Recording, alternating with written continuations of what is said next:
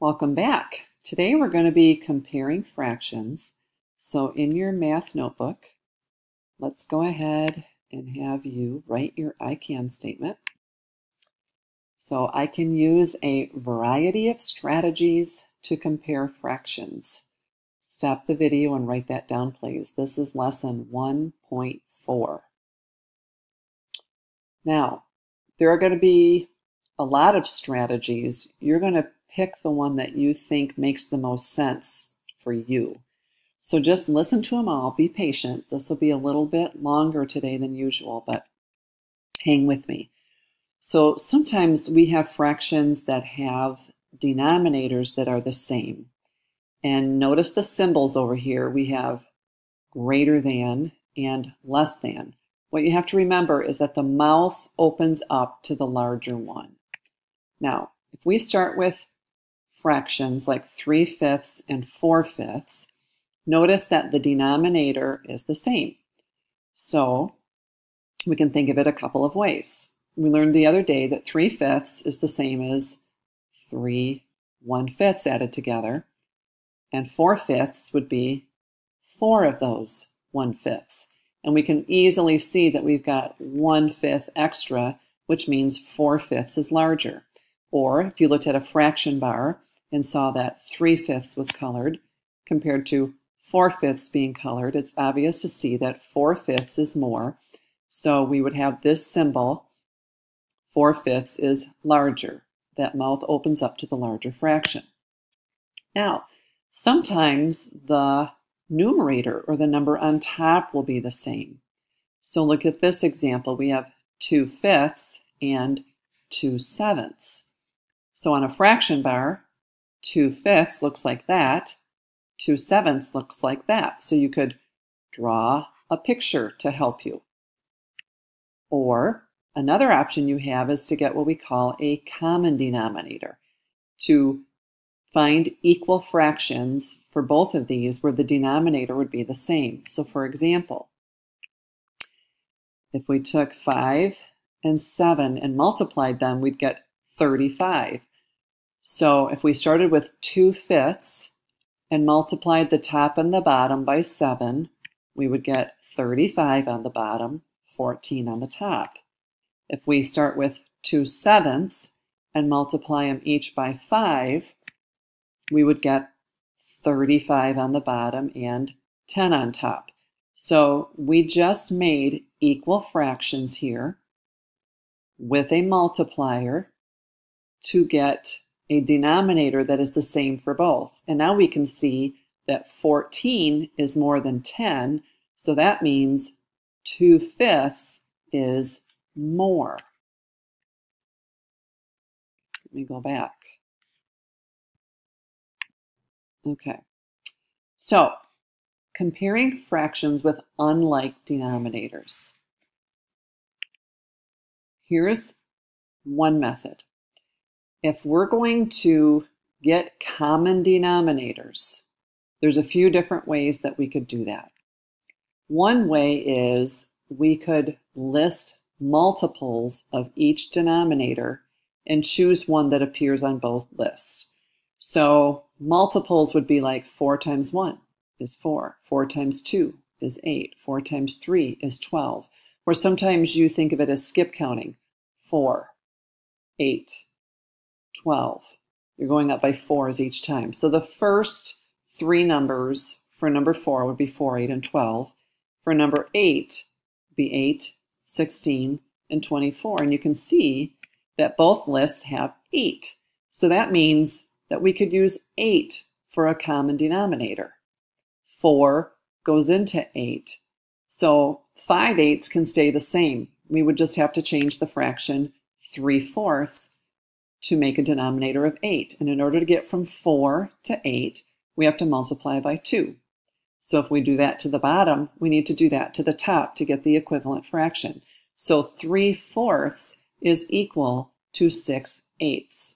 So now when we compare 6/8 to the 5/8 that we already had, we can obviously see that 6 out of 8 is more than 5 out of 8. So if we take the next two fractions, 7/9, and 5/6, the multiples of 9.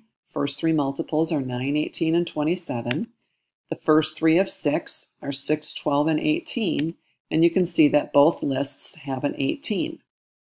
So 9 and 6 both go into 18. So we can make equivalent fractions. In order to get from 9 to 18, we have to multiply by 2. So then we have to do the same thing to the 7. So that fraction becomes 14/18. So we're going to do the same thing with 5/6.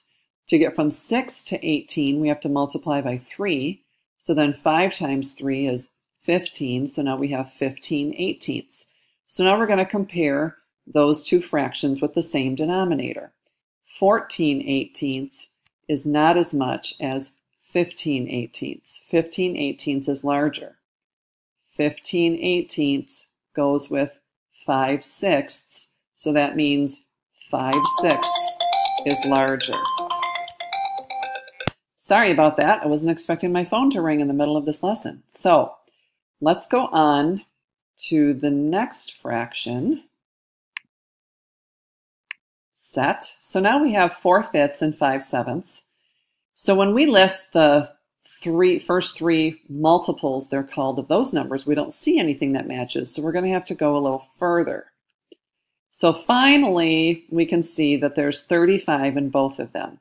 So if we start with 4/5, to get from 5 to 35, we have to multiply by 7. So we make sure we do that, the top and the bottom.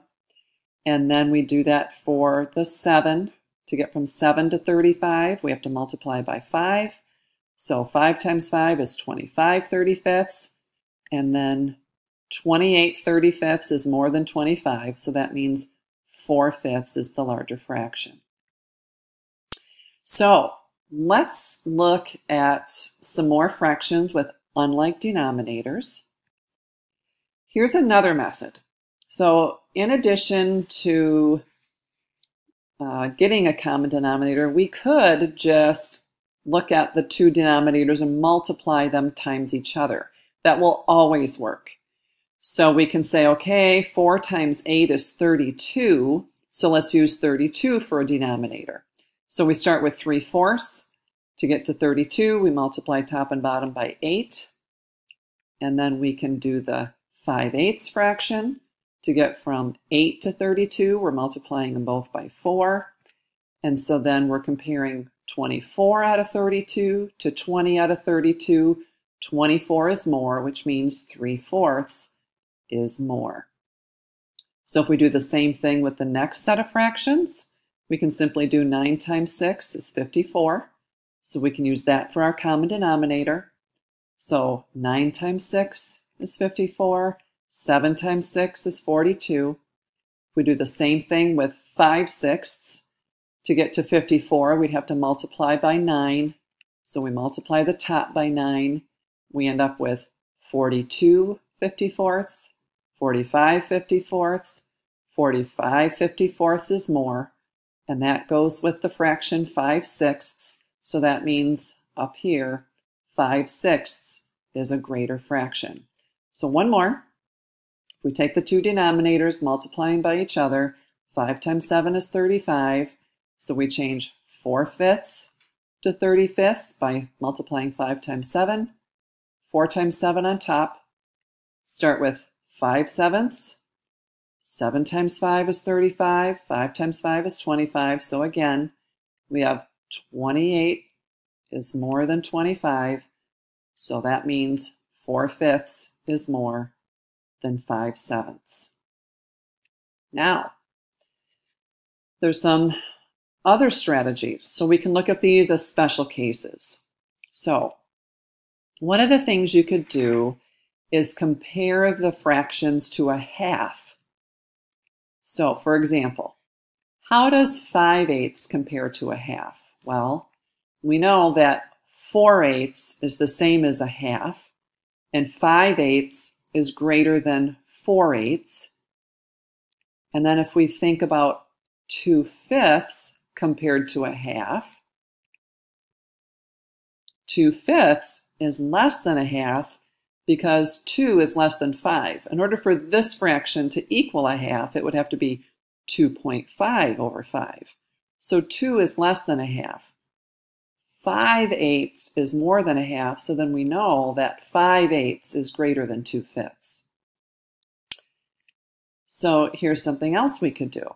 When you have two fractions that are really close to one whole, like 5/6 is almost 6/6, and 6/7 is almost 7/7, we can think of it as, okay, how close are they to 1? Well, here's 0 to 1 broken into 6 equal parts. 5/6 is only 1/6 away from 1. See it right there. 6/7 is only a 1/7 away from 1. And we can see it right there. So notice at the bottom, this little section is closer to 1 than this is. So that means that 6/7 is greater. So here are your practice problems right under your I can statement. I want you to copy these down, and you're going to put greater than, less than, or equals between the two sets of fractions. Feel free to go back and replay some of the parts if that will help you.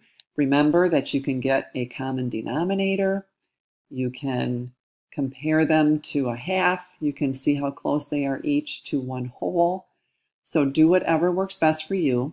And then I'm also looking forward to meeting with you today because I have another little trick that I think you're really going to like. So I'll see you soon.